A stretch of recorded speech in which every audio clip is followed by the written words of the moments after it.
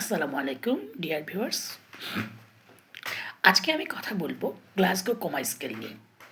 ধরেন যে কোনো একটা রোড ট্রাফিক অ্যাক্সিডেন্টে পড়ে আমাদের জরুরি বিভাগে যখন কোনো ইমার্জেন্সি রুগী আসে, তখন তার হেড ইনজুরি বা নিউরোলজিক্যাল অ্যাসেসমেন্টের জন্য আমরা সবচেয়ে বেশি কমনলি যে স্কেলটা ব্যবহার করি এটাকে বলা হয় গ্লাসগো কোমা স্কেল। এই স্কেলটা জেনেট এবং টেসডেল সর্বপ্রথম ডেভেলপ করে।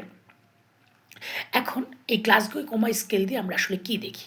গ্লাসগো কোমা স্কেল দিয়ে আমরা দেখি তার হেড ইনজুরির অবস্থা কতটা ভয়াবহ বা এখন কী মাত্রায় তার অবস্থানটা আছে। এই গ্লাসগো কোমা স্কেলে আমরা নর্মালি কয়েকটা জিনিস দেখি। আমরা প্রথমে তার মোটর রেসপন্সটা দেখি, ভার্বাল রেসপন্স দেখি এবং আই ওপেনিংটা দেখি। এখন মোটর রেসপন্সে আমরা কী দেখি বা কেন দেখি? মোটর রেসপন্সটা সাধারণত এই কারণেই করা হয় যে আমাদের যে সেন্ট্রাল নার্ভাস সিস্টেম বা কেন্দ্রীয় স্নায়ুতন্ত্র আছে তার যে ফাংশন, সেই ফাংশনটা অ্যাসেস করার জন্য আমরা মোটর রেসপন্সটা দেখি, ভার্বাল রেসপন্সটা দেখি। এই সেন্ট্রাল নার্ভাস সিস্টেমগুলো আমাদের বডি থেকে যেই ইনফরমেশনগুলো যায় সেগুলোকে ইন্টিগ্রেট করতে পারছে কি না, এটা আমরা ভার্বাল রেসপন্স দিয়ে দেখি। আর আমাদের যে ব্রেন স্টেম অ্যাক্টিভিটি আছে সেটা ঠিকমতো ডেমনস্ট্রেট করতে পারছে কি না, এটা আই ওপেনিং দিয়ে দেখা হয়।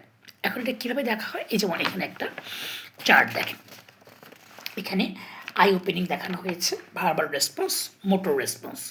এখন আমরা কীভাবে দেখব? একটা রুগী আসলো, রুগী আসার পরে আমরা প্রথমে তার আই ওপেনিংটি নিয়ে কথা বলি। দেখা গেল যে সে একদম স্পন্টেনিয়াস, মানে হচ্ছে স্বতঃস্ফূর্তভাবে তার চোখ খোলা, কোনো সমস্যা নেই। সেক্ষেত্রে আমরা ওই পেশেন্টকে ওই ক্ষেত্রে 4 পয়েন্ট দেওয়া হয়। এখন দেখা গেল যে তার চোখ নর্মালি বন্ধ আছে, কিন্তু আমরা শব্দ করে বললাম খোলেন, চোখটা খোলেন, সে খুলে দিল, তখন তাকে 3 পয়েন্ট দেওয়া হয়। যখন দেখা গেল যে না, এভাবে খুলছে না, বাট প্রেশার দিলে, চোখে যখন আমরা প্রেশার দিচ্ছি তখন সে চোখটা খুলছে, তখন আমরা 2 পয়েন্ট দিই। আর কোনোভাবেই যখন তার আই ওপেনিং হয় না বা চোখ খোলে না, তখন আমরা তাকে 1 পয়েন্ট দিয়ে থাকি। এটা গেল আই ওপেনিংয়ের ক্ষেত্রে। এবার আমরা যেটা দ্বিতীয় কথা বলেছিলাম, ভার্বাল রেসপন্স। ভার্বাল রেসপন্স আমরা কীভাবে অ্যাসেস করব? প্রথম রোগীটা একদম সে সুন্দর মতো কথা বলছে, কোনো সমস্যা নাই, সেক্ষেত্রে তাকে আমরা 5 মার্কিং করি। এখন পেশেন্টটা একটু কনফিউজড, ঠিকমতো কথা বলতে পারছে বাট কিছুটা কনফিউজড হয়ে গেলে তখন আমরা তাকে 4 দিই। এরপরে দেখা গেল যে পেশেন্ট কথা বলতে পারছে কিন্তু কথাগুলো একটু ইনঅ্যাপ্রোপ্রিয়েট, একদম প্রপারলি হচ্ছে না, সেক্ষেত্রে আমরা যেটা দিই সেটা তাকে আমরা 3 পয়েন্ট দিই। আরেকটা হচ্ছে যে দেখা গেলো যে ইনঅ্যাপ্রোপ্রিয়েট, আগে 3 হচ্ছে শব্দ ইউজ করতে পারছে, এখন সে কথায় শব্দ ইউজ করতে পারছে না, সে কিছু কথা বলতে পারছে বাট সেগুলো ইনঅ্যাপ্রোপ্রিয়েট, যেমন আ উ এরকমভাবে ইনঅ্যাপ্রোপ্রিয়েট সাউন্ড সে প্রডিউস করতে পারছে বাট পুরো শব্দ বলতে পারছে না, সেক্ষেত্রে আমরা 2 পয়েন্ট দিই। আর সে কোনো কথাই বলতে পারছে না, সেক্ষেত্রে আমরা তাকে 1 পয়েন্ট দিই। এখানে মার্কিং করি 1 to 5 পর্যন্ত। এবার লাস্টটা হচ্ছে আমাদের মোটর রেসপন্স। মোটর রেসপন্সে আমরা প্রথমে 6 থেকে শুরু করি। আমরা তার হাতকে, পাকে যে কোনোভাবে সরাতে বললাম, প্রসারিত করতে বললাম, সে করতে পারলো, সে আমাদের কমান্ড ওবে করতে পারছে, সেক্ষেত্রে তাকে আমরা 6 পয়েন্ট দিই। এরপরে দেখা গেল যে কোনো একটা জায়গায় তার লোকালাইজ সমস্যা হচ্ছে বা সেখানে আমরা তাকে 5 পয়েন্ট দিই। তারপরে দেখা গেল যে তার আমার নর্মাল বাঁকাইতে পারছে, নর্মাল ফ্লেকশন করতে পারছে, তখন আমরা তাকে 4 পয়েন্ট দিই। এখন দেখা যাচ্ছে যে ফ্লেকশন করতে গেলে, মানে হাত বাঁকাতে গেলে সে ব্যথা পাচ্ছে বা অ্যাবনর্মাল হচ্ছে, সেটা পেইন অনুভব করছে, সেক্ষেত্রে আমরা 3 পয়েন্ট দিই। এরপরে বাঁকানোর পরে দেখা গেলো যে এক্সটেনশন করতেও সে ব্যথা পাচ্ছে, সেখানে আমরা 2 পয়েন্ট দিই। এবং সে হাত পা কোনোভাবে নাড়াতে পারছে না, সেক্ষেত্রে আমরা তাকে 1 পয়েন্ট দিই।